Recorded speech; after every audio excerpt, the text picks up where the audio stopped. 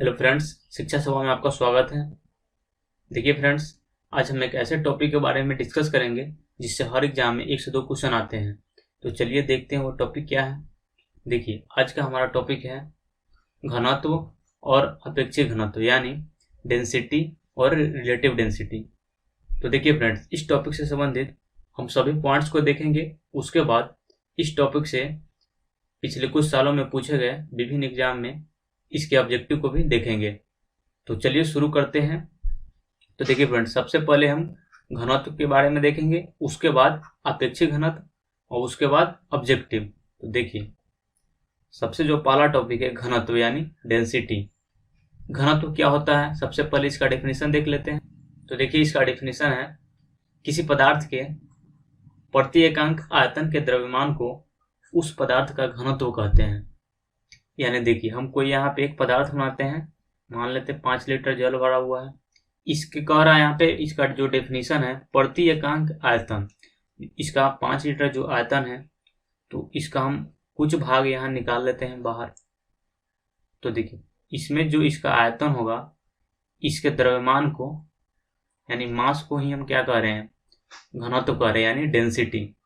तो आपको ये समझ में आया होगा।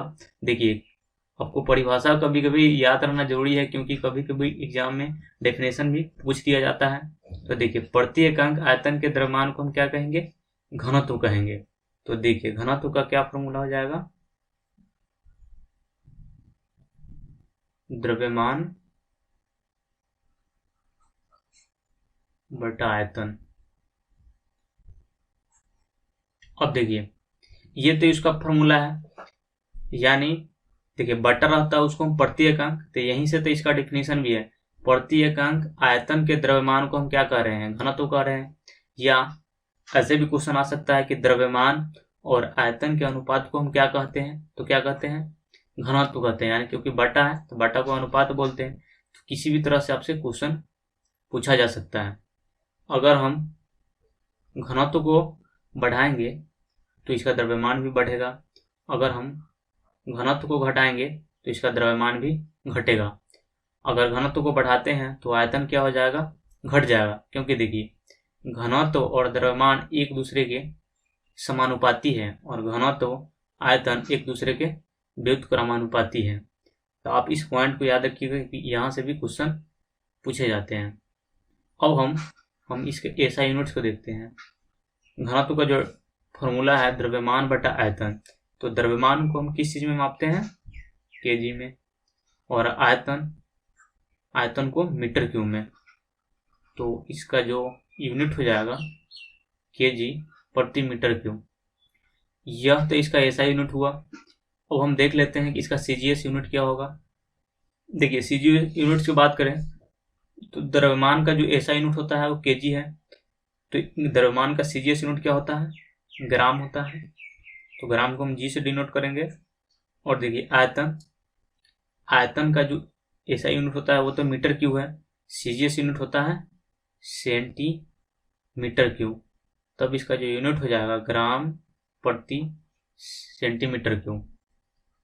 इसके बाद हम इसके डायमेंशन यानी बीमा को देखते हैं।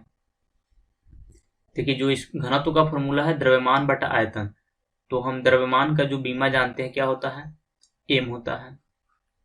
और देखिए, आयतन में क्या होता है, लंबाई भी होता है, चौड़ाई भी होता है और ऊंचाई भी होता है। तो तीनों का जो बीमा होता है एल होता है, तो एल लिख सकते हैं। तो देखिए, एम 3 गो एल है तो क्या हो जाएगा, एल क्यू। तो इसका जो बीमा हो जाएगा एम एल माइनस क्यू। तो देखिए फ्रेंड्स, ये था घनत्व से संबंधित कुछ points, SI unit, CGS unit और डायमेंशन। यहाँ से क्वेश्चन आते हैं, तो आप इस पॉइंट्स को ध्यान रखिएगा। अब चलिए हम कुछ और पॉइंट्स को देखते हैं। देखिए, अगला पॉइंट है कि जो घनत्व होती है वो अदिश राशि यानी स्केलर क्वांटिटी होती है। और देखिए, घनत्व को एक यंत्र होता है पिक्नोमीटर, इससे मापा जाता है। एक पॉइंट आप याद रखिएगा कि देखिए, हम घनत्व का जो फॉर्मूला देखे थे, द्रव्यमान बटा आयतन, देखिए घनत्व का जो फॉर्मूला है द्रव्यमान बटा आयतन। तो आप एक पॉइंट याद रखिएगा कि जो जल का घनत्व होता है 4 डिग्री सेल्सियस पर अधिकतम होता है, यानी जल का घनत्व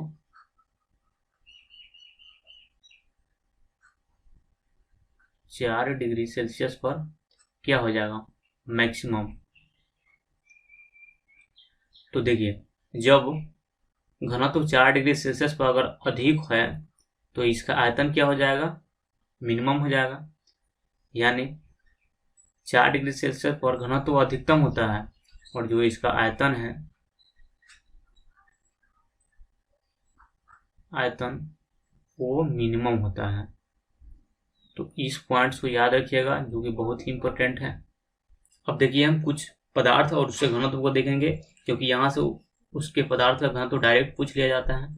तो देखिए यहाँ पे देखेंगे पदार्थ और इसके इधर देखेंगे घनत्व कि उसका डेंसिटी कितना होता है। वो भी देखिए घनत्व का जो हम यूनिट देखे हैं क्या था, केजी प्रति मीटर क्यूब। केजी प्रति मीटर क्यूब में देखेंगे तो देखिए सबसे पहले ओस्मियम, इसका जो घनत्व है 22,600 केजी प्रति मीटर क्यूब। देखिए फ्रेंड्स हम लोग जानते हैं कि क्या होता है, ओस्मियम सबसे भारी धातु है। क्यों भारी धातु है, क्योंकि जो इसका घनत्व है सबसे ज़्यादा होता है, इसलिए ओस्मियम सबसे भारी धातु होती है। तो आप इस पॉइंट को भी ध्यान रखिएगा। चलिए दूसरा देखते हैं। दूसरा नंबर है सोना, इसका घनत्व है 19,300 केजी प्रति मीटर क्यूब। उसके बाद पानी, पानी का जो घनत्व होता है 1,000 केजी प्रति मीटर क्यूब। और देखिए फ्रेंड्स हम यहाँ पे डिस्कस कर चुके हैं कि जो जल का घनत्व होता है 4 डिग्री सेल्सियस पर अधिकतम और जो इसका आयतन होता है 4 डिग्री सेल्सियस पर न्यूनतम होता है। अगर आपसे जल का घनत्व पूछे तो इस पॉइंट को आप याद रखिएगा। चलिए अगला है बर्फ। बर्फ का जो घनत्व होता है वो होता है 900 केजी प्रति मीटर क्यूब। अब चलिए हम कुछ नेक्स्ट पॉइंट को देखते हैं। ये जो पॉइंट है बहुत ही महत्वपूर्ण है, इससे क्वेश्चन बनते हैं। तो देखिए क्वेश्चन किस तरह से बनेंगे। तो सबसे पहले हम इस महत्वपूर्ण पॉइंट को देखेंगे और उसके बाद क्वेश्चन को भी देखेंगे। देखिए अगर पहला पॉइंट याद रखिएगा कि जो लोहा का घनत्व होता है वह जल से अधिक होता है और पारा से कम होता है। इसी कारण क्या होता है, लोहा जल में डूब जाती है लेकिन पारा में तैरती है। चलिए दूसरा पॉइंट है बर्फ का घनत्व जल से कम होता है। तीसरा देखिए समुद्री जल का घनत्व साधारण जल से अधिक, यानी समुद्र का जल का जो घनत्व होता है डेंसिटी वो साधारण जल के घनत्व से अधिक होता है। तो यहाँ से इस पर भी क्वेश्चन आता है, समुद्र का जल में तैरना आसान है कि नदी में तैरना आसान है। तो देखिए फ्रेंड घनत्व किसका ज़्यादा है, समुद्री जल का घनत्व ज़्यादा है। तो घनत्व ज़्यादा है इसका मतलब है वहाँ पे तैरना आसान है नदी की अपेक्षा। अगला पॉइंट देखिए सोना का घनत्व पारा से अधिक होता है। अगला दूध का घनत्व मक्खन से अधिक होता है। देखिए फ्रेंड्स एक और क्वेश्चन पूछा जाता है कि अगर हम दूध से मक्खन निकाल लेते हैं तो दूध का घनत्व बढ़ जाता है कि घट जाता है। तो अगर आप दूध से मक्खन निकालिएगा तो उसका घनत्व बढ़ जाता है। तो देखिए यहाँ पे है कि दूध का घनत्व मक्खन का घनत्व क्या होता है, अधिक होता है। तो उस पॉइंट्स को भी और इस पॉइंट्स को भी ध्यान रखिएगा। अब देखिए इसी पे क्वेश्चन किस तरह पूछे जाते हैं, मैं क्वेश्चन को देख लेते हैं। जैसे हमारा क्वेश्चन है कि साधारण जल की अपेक्षा समुद्र में तैरना आसान है, क्यों। तो देखिए फ्रेंड्स हम यहाँ पे इस पॉइंट्स को भी देख चुके हैं। अगर आप इस पॉइंट्स को ध्यान रखते हैं तो इस टाइप पे किसी भी तरह का क्वेश्चन पूछे तो आप आसानी से जवाब दे सकते हैं। तो देखिए फ्रेंड्स इस पॉइंट से संबंधित क्वेश्चन किस तरह से आते हैं तो उसको हम एक ट्रिक के माध्यम से आसानी से जवाब को दे सकते हैं। देखिए हमारा ट्रिक क्या है कि जो डूबेगा उसका घनत्व अधिक, जो तैरेगा उसका घनत्व कम होगा। अगर आप इस पॉइंट्स को ध्यान रखते हैं तो जितने भी पॉइंट्स लिखे हैं, अगर यहाँ से क्वेश्चन आता है तो आप आसानी से जवाब दे सकते हैं। जैसे देखिए, हम आपको एक क्वेश्चन देख लेते हैं। जैसे पहले ही क्वेश्चन है कि लोहा जल में डूब जाता है, तो डूब रहा है, इसका मतलब है उसका घनत्व क्या होगा? लोहा का घनत्व क्या है? अधिक है, तब तो डूब रहा है। अगर इसी प्रकार एक और क्वेश्चन आ जाए कि लोहा पारा में तैर रहा है, इसका मतलब क्या है? तैर रहा है, तो इसका घनत्व क्या है? कम है। किसका घनत्व? लोहा का घनत्व कम है। तो अगर आप इस ट्रिक को याद रखते हैं तो इस पे आधारित क्वेश्चन का जवाब आसानी से दे पाएंगे। यह था घनत्व से संबंधित पॉइंट्स। अब हम आपेक्षिक घनत्व यानी रिलेटिव डेंसिटी को देखेंगे। तो देखिए, सबसे पहले इसका डेफिनेशन देख लेते हैं, क्या होता है आपेक्षिक घनत्व। तो देखिए, इसका डेफिनेशन है, जल के सापेक्ष किसी वस्तु के घनत्व को आपेक्षिक घनत्व कहते हैं। यानी आपेक्षिक घनत्व तब होगा जब हम जल के सापेक्ष किसी वस्तु के घनत्व को निकालेंगे, तब हम उसको क्या कहते हैं? उसको आपेक्षिक घनत्व कहते हैं। तो देखिए, आपेक्षिक घनत्व का फॉर्मूला क्या होता है। देखिए, आपेक्षिक घनत्व होता है वस्तु का घनत्व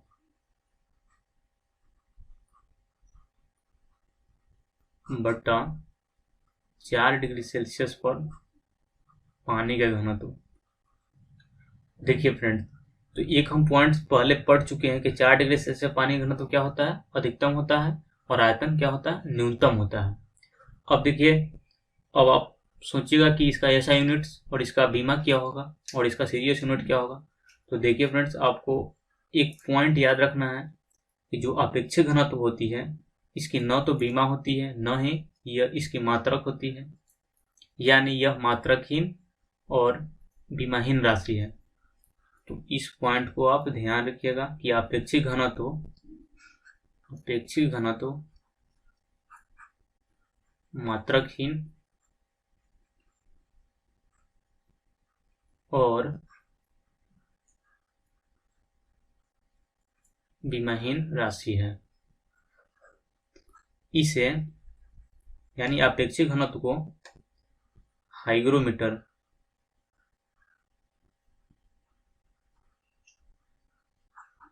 से मापा जाता है। देखिए, यहाँ पे एक होता है हाइग्रोमीटर, एक होता है हाइड्रोमीटर, दो होता है, तो आप कंफ्यूज नहीं होइएगा। देखिए, जब हाइग्रोमीटर रहेगा तो ये किसका दर्शाएगा? अपेक्षिक आर्द्रता को। और अगर हाइड्रोमीटर आएगा तो देखिए, हाइड्रो प्लस मीटर तब जाके बना है हाइड्रो, तो हाइड्रो में क्या होता है? जल होता है। तो आप आसानी से पता कर सकते हैं कि हाइड्रो लिखा रहेगा, इसका मतलब जल, तो यह जल के घनत्व को मापता है या जल की शुद्धता को। लैक्टोमीटर,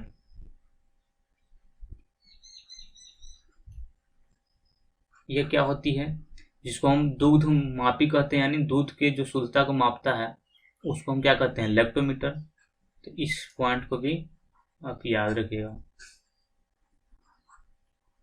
यह दूध के शुद्धता को मापता है। तो देखिए फ्रेंड्स, ये था घनत्व और अपेक्षित घनत्व से संबंधित सभी महत्वपूर्ण पॉइंट्स।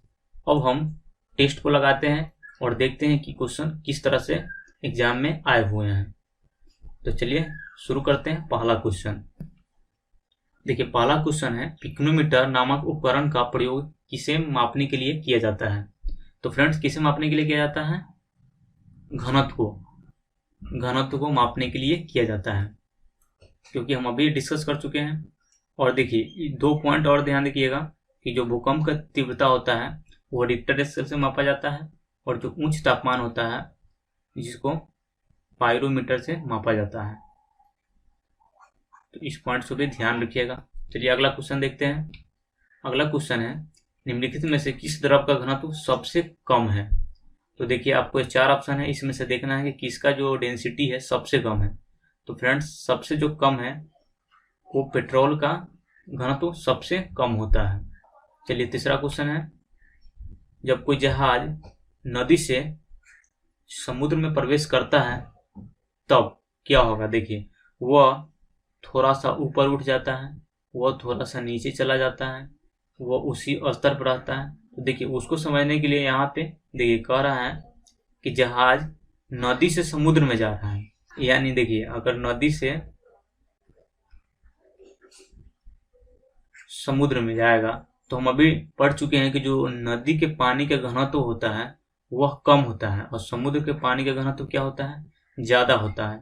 तो नदी से समुद्र में जाएगा तो यानी कम घनत्व से ज्यादा घनत्व में जा रहा है, तो ज्यादा घनत्व में जाने पर क्या होगा, थोड़ा ऊपर की ओर उठ जाएगा। तो इसका आंसर क्या हो जाएगा, ऑप्शन ए, वह थोड़ा सा ऊपर उठ जाता है। यहीं से भी क्वेश्चन आ सकता है कि कोई जहाज अगर समुद्र से अगर नदी में जाए तो क्या हो जाएगा, अगर समुद्र से नदी में जाएगा यानी ज्यादा घनत्व से कम घनत्व में जाएगी तो क्या हो जाएगी, वो थोड़ा नीचे दब जाएगी। तो इस दोनों पॉइंट को याद रखिएगा क्योंकि इस दोनों तरह से क्वेश्चन पूछे जाते हैं। चलिए अगला क्वेश्चन देखते हैं। अगला क्वेश्चन है तरल पदार्थ का घनत्व गर्म करने पर क्या होगा। तो देखिए फ्रेंड्स, अगर हम घनत्व को गर्म करेंगे या ठंडा करेंगे तो उसका तापमान घट जाता है। क्योंकि इसलिए घटता है कि हम लोग जानते हैं कि जो जल का घनत्व होता है 4 डिग्री सेल्सियस पर अधिकतम होता है। इससे अगर हम कम करेंगे तो क्या हो जाएगा, ठंडा होगा। 4 डिग्री से ज़्यादा ऊपर करेंगे तो क्या होगा, गर्म होगा। तो दोनों कंडीशन में जो घनत्व होता है वो घटता है या कम जाता है। तो इसका करेक्ट आंसर ऑप्शन ए होगा। अब चलिए हम नेक्स्ट क्वेश्चन को देखते हैं। अपेक्षित घनत्व की इकाई क्या है। तो फ्रेंड्स हम डिस्कस कर चुके हैं जो कि रिलेटिव डेंसिटी होता है, इसका कोई यूनिट न ही इसका बीमा होता है। तो देखिए ऑप्शन डी है, इसकी कोई इकाई नहीं होती है। तो इसका करेक्ट आंसर ऑप्शन डी होगा। और एक और पॉइंट याद रखिएगा कि जो अपेक्षित घनत्व होता है इसकी बीमा भी नहीं होती है और इसे किस चीज में मापा जाता है, हाइग्रोमीटर से मापा जाता है। और घनत्व किससे मापा जाता था, पिकोनोमीटर से मापा जाता था। और इसका यूनिट क्या होता है, फॉर्मूला देखे तो द्रव्यमान बटा आयतन। तो द्रव्यमान को हम केजी, आयतन को क्या ले देते हैं, मीटर क्यूब। तो इसका यूनिट था केजी प्रति मीटर क्यूब। तो घनत्व और अपेक्षित घनत्व से संबंधित इस पॉइंट को भी ध्यान रखिएगा। चलिए अगला क्वेश्चन है, किसी मनुष्य के लिए नदी के जल की अपेक्षा समुद्र के जल में तैरना अधिक सरल क्यों होता है। तो देखिए कह रहा है, क्वेश्चन है कि नदी की अपेक्षा समुद्र में तैरना क्यों आसान है। तो फ्रेंड्स आसान इसलिए होता है कि जो नदी का घनत्व होता है वो कम होता है और समुद्र का घनत्व ज्यादा होता है। देखिए इसमें ऑप्शन क्या हो जाएगा, ऑप्शन बी, समुद्र के जल का घनत्व नदी के जल के घनत्व से अधिक होता है। तो इसका आंसर ऑप्शन बी होगा। चलिए नेक्स्ट क्वेश्चन है, यदि एक बर्तन में तैरती हुई बर्फ पिघलती है तो उस बर्तन में पानी का स्तर होगा। तो देखिए अगर आप किसी बर्तन में अगर बर्फ को रखते हैं तो अगर वो बर्फ पिघल जाने पे उसकी आयतन में कोई परिवर्तन नहीं होगा। इसका मतलब है इसका जो आंसर होगा ऑप्शन बी होगा, यानी कोई परिवर्तन नहीं होगा। चलिए नेक्स्ट क्वेश्चन है, वायु के सापेक्ष आर्द्रता का मापन एवं रिकॉर्ड करने वाला उपकरण क्या है। तो क्या होता है, वायु का जो आर्द्रता मापा जाता है हाइग्रोमीटर से। तो इसका करेक्ट आंसर ऑप्शन बी होगा। और देखिए यहाँ पे फ्रेंड्स हाइड्रोमीटर है। तो हाइड्रो मीन्स क्या आप बताए थे, जल। तो यह जल की शुद्धता को मापता है। यहाँ पे देखिए लैक्टोमीटर है, तो ये दूध की शुद्धता को मापता है या दूध के घनत्व को मापता है। और यहाँ पे है बैरोमीटर, तो यह क्या करता है, वायुमंडलीय दाब को मापता है। चलिए अगला क्वेश्चन है, जब जल जम जाता है तो उसका घनत्व होगा। तो फ्रेंड्स जल जाएगा इसका मतलब हम ठंडा कर रहे हैं, तो ठंडा करते हैं या गर्म करते हैं तो क्या होता है, डेंसिटी घट जाता है। तो इसका ऑप्शन ए करेक्ट आंसर है। चलिए अगला क्वेश्चन है, एक बीकर में पानी पर बर्फ तैर रही है। जब बर्फ पूर्णतः पिघल जाएगी तो बीकर में पानी का तल होगा। तो देखिए अगर आप किसी बीकर या बर्तन में पहले से कोई बर्फ अगर तैर रहा है तो उस बर्फ को पिघलने के बाद भी उसके जो बीकर का आयतन होगा उसमें कोई परिवर्तन नहीं होगा, यानी जितना पहले आयतन था उतना ही रह जाएगा। तो देखिए कह रहा है ऑप्शन ए बढ़ेगा, ऑप्शन देखिए बी है घटेगा, उतना ही रहेगा। तो फ्रेंड्स उतना ही रहेगा क्योंकि उसके आयतन में वृद्धि नहीं होगा, तो इसलिए इसका करेक्ट आंसर ऑप्शन सी होगा। तो फ्रेंड्स ये था 10 इम्पोर्टेंट क्वेश्चन जो कि घनत्व और आपेक्षिक घनत्व से पूछे गए थे। तो आप इसको 1-2 बार जरूर प्रैक्टिस कर लीजिएगा। अगर आपको यह वीडियो पसंद आया हो तो इस वीडियो को लाइक, कमेंट और चैनल को सब्सक्राइब जरूर कीजिएगा। फिर मिलते हैं नेक्स्ट वीडियो में। इस वीडियो को देखने के लिए आपका बहुत बहुत धन्यवाद।